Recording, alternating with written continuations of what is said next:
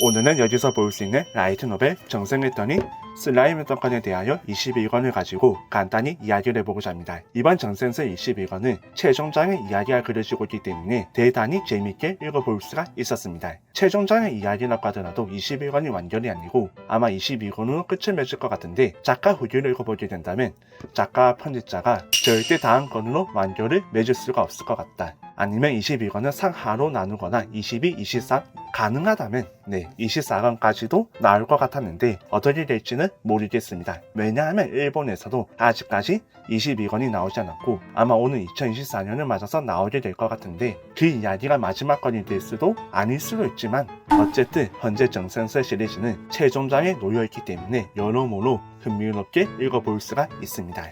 하지만 이번 21권에서 주인공 이무르가 활약하는 장면은 거의 없습니다. 왜냐하면 지난 20권에서 이무르는 페이드 웨이에게 약간 좀 함정에 빠지는 바람에 시공의 저편으로 밀려나 버렸기 때문에 이무르의 존재 자체가 소실이 되어버렸습니다. 그렇기 때문에 이무르의 부하들이나 여러 인물들이 굉장히 당황했지만 거기에서 중심을 잡은 것은 바로 제기온이었죠. 제기온은 이렇게 말하게 됩니다.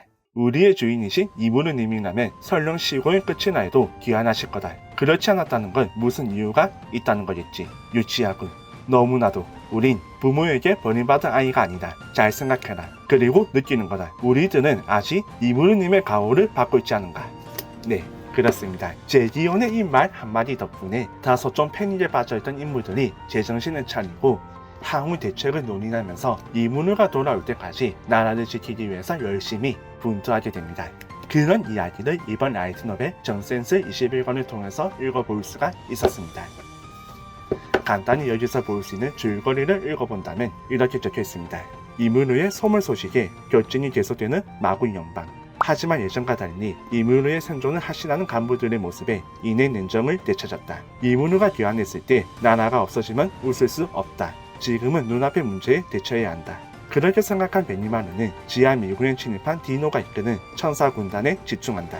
그 중에서도 베가의 침식 스킬은 상대하기 어려운 능력. 이 낭불을 두 개의 치력이 적의 앞을 가로막는다.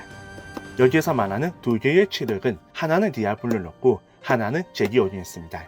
디아블로는 원래부터 강했지만 제기온도 원래부터 강했지만 이번 21권에서 정말 갈목할 만한 성장을 이루게 됩니다. 애초부터 미궁의 최강자라고 말할 수도 있었고 디아블로 혹은 그 이상의 실력을 가지고 있다는 평가가 있었지만 제기온이 상대해야 했던 준망한 제라누스는 그 이상의 존재였기 때문에 솔직히 어떻게 될지 몰랐습니다. 하지만 네, 우리 제기온은 이무르에 대한 그 마음을 발판으로 삼아서 그리고 그 몸에 뿌리 내리고 있는 이무르의 세포를 활용해서 정말 엄청난 힘을 발휘하게 되었고 귀엽고 춘망왕을 이기고 자신이 가장 최상위에 오르게 됩니다. 그 이야기는 여러분이 직접 라이트 노벨 정센스 21권을 한번 읽어보시기 바랍니다.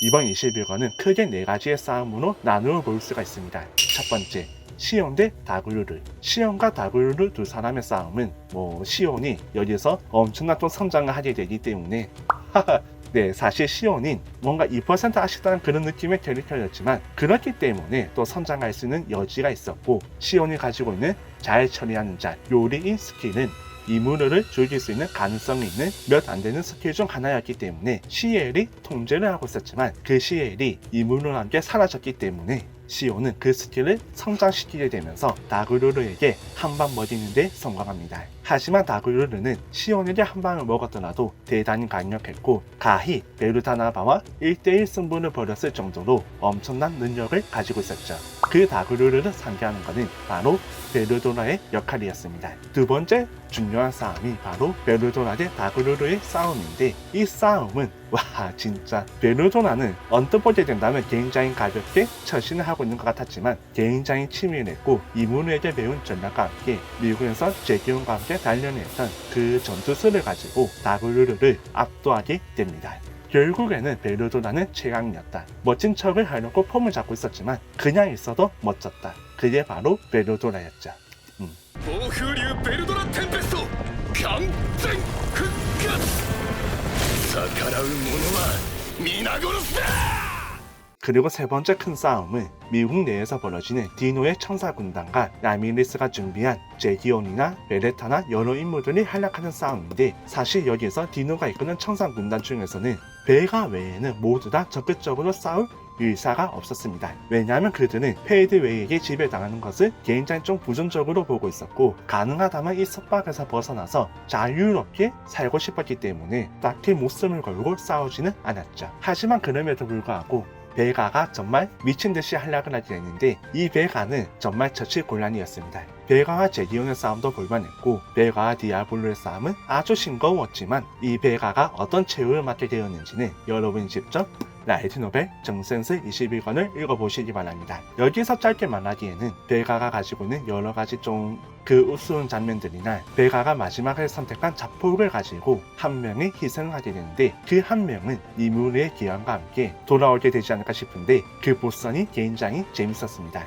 아직까지 이거는 확실하지 않기 때문에 뭐라고 말씀드릴 수는 없지만, 아마 분명히 이무르가 함께 데리고 왔을 것으로 저는 생각합니다. 어쨌든 세 번째 싸움은 베가와 디노를 포함한 천사군단이 미국의 선마 12 수호자와 싸우는 그런 이야기였습니다. 그리고 네 번째는 앞서 말씀드렸던 제기온 대 제라누스의 싸움입니다.